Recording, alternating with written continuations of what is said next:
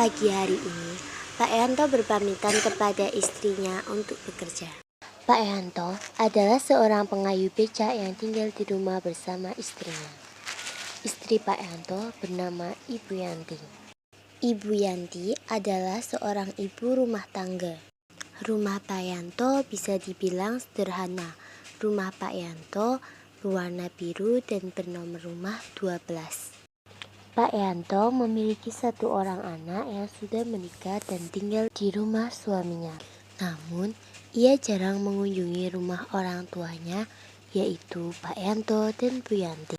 Pak Yanto menyiapkan becaknya yang berwarna coklat dan memompa ban sebelah kanan yang kempes. Bu, Bapak pamit kerja dulu ya, kata Pak Yanto. Iya Pak, hati-hati. Semoga dapat penumpang yang banyak ya hari ini, jawab Bu Yanti. Amin, semoga ya Bu, jawab Pak Yanto. Pak Yanto mulai mengayuh becak untuk mencari penumpang.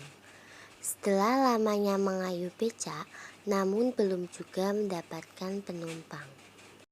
Pak Yanto terus mengayuh becaknya di bawah terik matahari yang sudah mulai ke atas kepala, dan keringat Pak Yanto pun membasahi tubuhnya.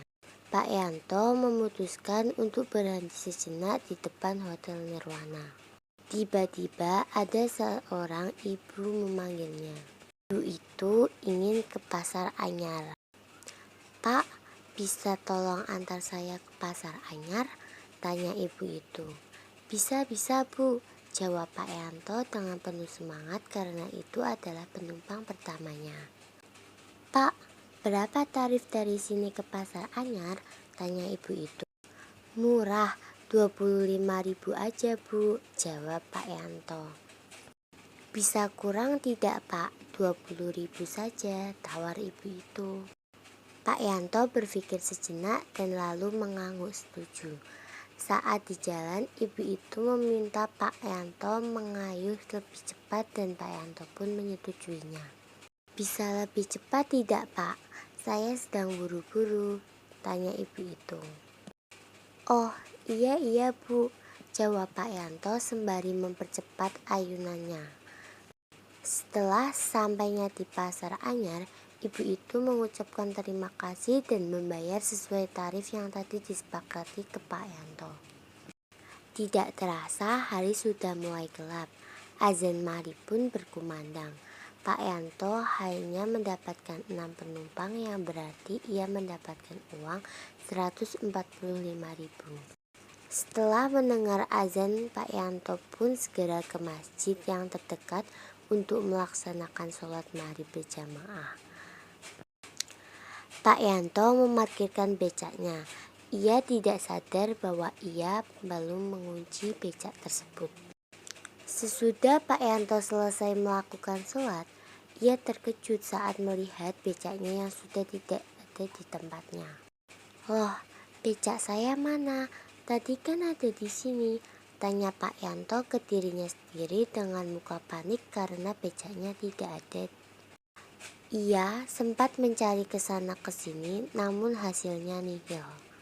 Pak Yanto pun pulang dengan muka lesu dan perasaan yang sedih karena tidak dapat menemukan becaknya.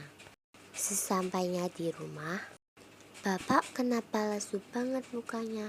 Terus becaknya yang mana Pak? Tanya Bu Yanti yang heran mengapa suaminya pulang jalan kaki. Becak Bapak hilang Bu, jawab Pak Yanto dengan muka sedih dan lesu.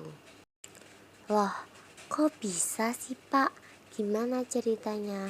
Tanya Bu Yanti dengan muka syok setelah Pak Yanto bilang becaknya hilang. Pak Yanto menceritakan semua yang terjadi. Maafin Bapak ya Bu, gara-gara kecerobohan Bapak, becaknya jadi hilang, kata Pak Yanto dengan raut wajah yang bersalah. Iya, nggak apa-apa, ikhlasin aja Pak. Cuma lain kali lebih hati-hati dan jangan ceroboh lagi ya Pak, jawab Bu Yanti dengan nada lembut dan tidak marah sama sekali. Keesokan harinya, Pak Yanto pergi untuk mencari pekerjaan baru. Bu, Bapak berangkat cari kerja dulu ya, kata Pak Yanto.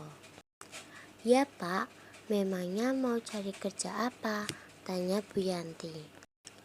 "Kerja apa saja Bu, yang penting halal," jawab Pak Yanto. "Ya sudah Pak, hati-hati ya," kata Bu Yanti. Sebelum Pak Yanto melangkah lebih jauh untuk mencari pekerjaan, ia mampir ke masjid dan berdoa agar ia mendapatkan pekerjaan baru. "Ya Allah, berikanlah hambamu ini hidayah dan rizki. Hamba yakin Engkau tidak akan memberikan musibah melebihi batas kemampuan hambanya," kata Pak Yanto di dalam doanya. Setelah berlama-lama di dalam masjid, Pak Yanto mulai melangkah keluar. Ia tidak sengaja menabrak seseorang yang ada di depannya yang bernama Pak Burhan.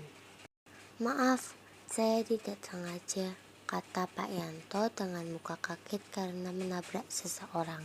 "Dia tidak apa-apa Pak," jawab Pak Burhan.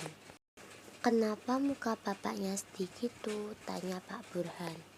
"Jadi begini, saya kemarin kena musibah, becak saya hilang. Sekarang saya sudah tidak punya pekerjaan," jawab Pak Yanto dengan muka sedih. "Oh, jadi begitu. Kebetulan saya sedang mencari tukang kebun jika Pak Yanto berminat," kata Pak Burhan. "Kebetulan saya berminat Pak. Terima kasih Pak sudah mau mempekerjakan saya," kata Pak Yanto dengan muka senang karena mendapatkan pekerjaan baru. "Iya, sama-sama Pak. Sesama makhluk hidup harus saling membantu," kata Pak Burhan. "Kalau boleh tahu, rumah Bapak di mana?" tanya Pak Burhan.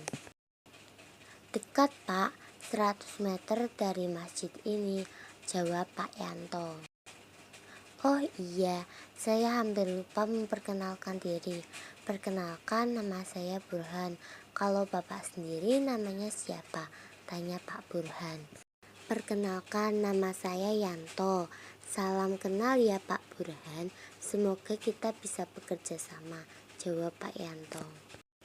"Iya, kalau begitu besok Pak Yanto sudah mulai bekerja," kata Pak Burhan.